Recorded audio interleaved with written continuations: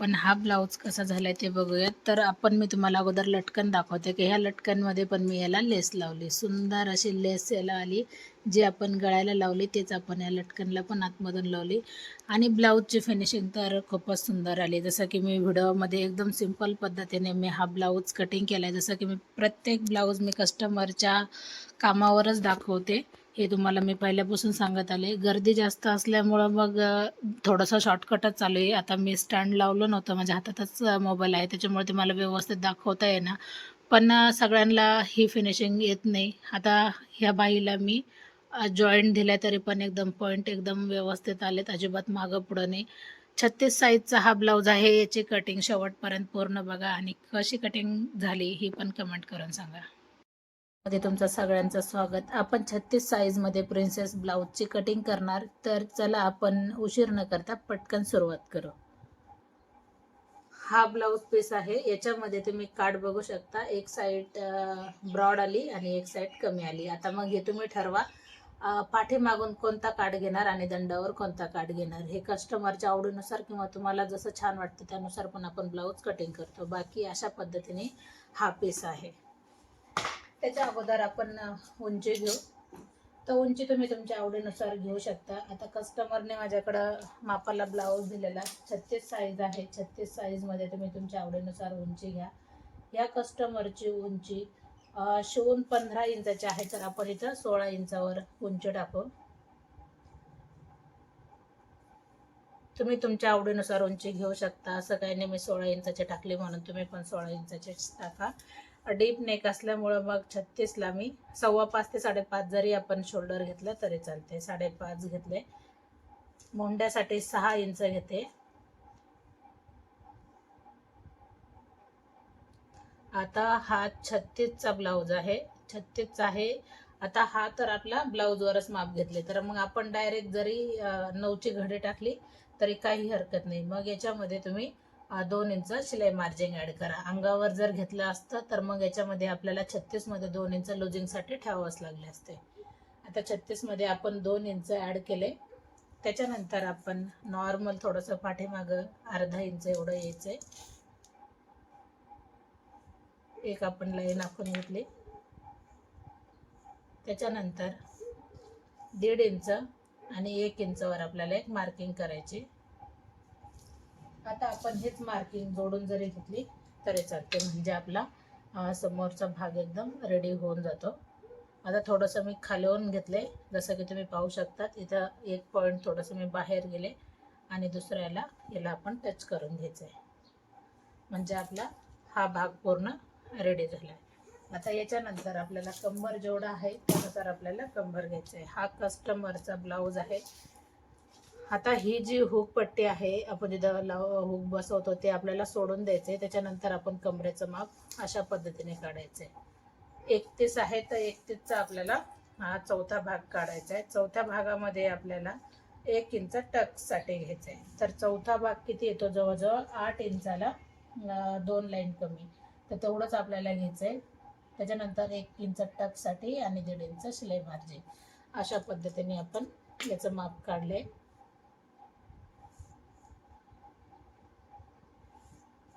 नंतर आपण गळ्याकडे येऊया. गळा आपण 2.25 इंचाचा घेऊ. पूर्ण गळा आहे कस्टमरचा 10.5 इंचाचा. 10.5 वरती 2.25 घेतले तर खाली आपण 2.25 इंच घ्यायचे.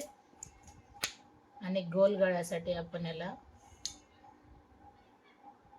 अशा पद्धतीने याला आकार द्यायचा आहे. आता जर शोल्डर उतरत असेल तर तुम्ही शोल्डरला नॉर्मल उतार द्यायचा इकडच्या बाजूने.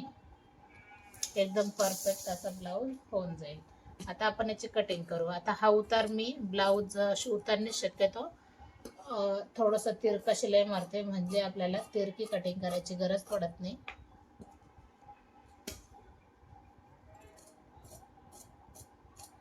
पाठीमागचा भाग अगोदर मी पूर्ण कट करून घेणार, नंतर मग आपण फ्रंटची कटिंग करू. फ्रंटसाठी मी कपडा आहे तसाच ठेवलाय. आता याच्यावर आपण असं ठेवून थोडंसं प्रेस केलं म्हणजे खालचे पॉईंट आपल्या सगळे लक्षात येऊन जातात.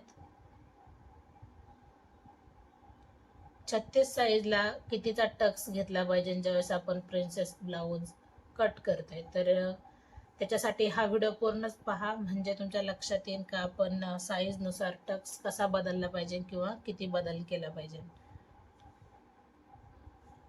आता हा पॉइंट लक्षात आलाय.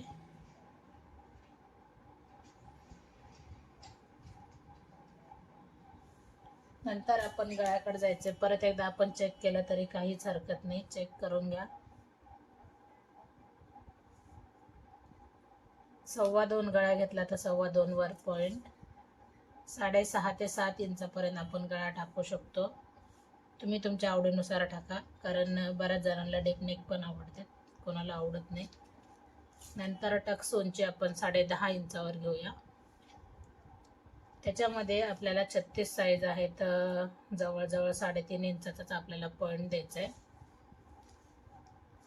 तोच पॉइंट आपण वरती त्याला हा जोडून घेऊ. 3.5 वर एक पॉइंट दिला. त्याच्यानंतर आपल्याला हा पॉइंट असा जोडून घ्यायचा आहे, म्हणजे आकार व्यवस्थित येऊन जातो.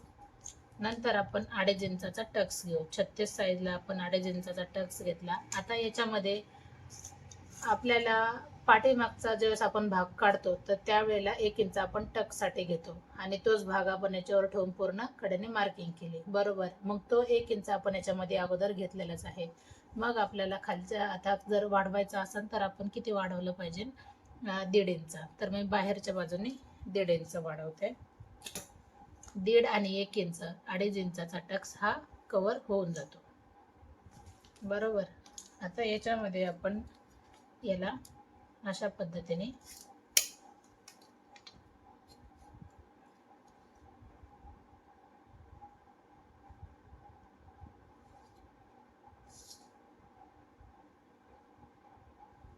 एकतर तुम्ही अशा पद्धतीने पण वळण देऊ शकता, किंवा 1 इंचाची आपली जी पट्टी आहे त्याचा पॉइंट घ्यायचा आहे. पॉइंट घेतल्याच्या नंतर ही लाईन इथं जोडायची आणि ही लाईन मग इथं तिरकी अशी जरी जोडली, जर तुम्हाला हे वळण देता आलंच नाही तर तुम्ही डायरेक्ट पण जोडू शकता. आता हा पॉइंट मी इथं जोडून घेणार आणि हा पॉइंट मी इथं जोडून घेणार. आता तुम्ही कटिंग याच्यावर जरी केली तर एकदम परफेक्ट असं येऊन जाईल, आणि सरळ सरळ कट जरी केला तर एकदम परफेक्ट असं येऊन जाईल. हे थोडंसं मी हुक पट्टी बटन पट्टीसाठी मी जागा सोडली. तुम्ही तुमच्या आवडीनुसार ठेवायची तरी ठेवू शकतात, नाही ठेवली तरी पण काही हरकत नाही, ब्लाऊज परफेक्ट येऊन जातो.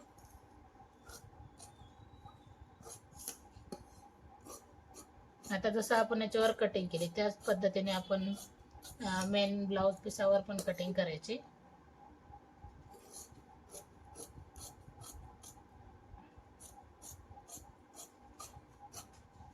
छत्तीस साईज मध्ये ही ब्लाऊज कटिंग पूर्ण झाली. व्हिडिओ आवडला तर लाईक, शेअर, सबस्क्राईब करायला अजिबात विसरू नका. ज्यांना बाहीची कटिंग पाहिजे त्यांनी कमेंट करा, म्हणजे आपण स्पेशल बाही कटिंग याच्यावर दाखवू.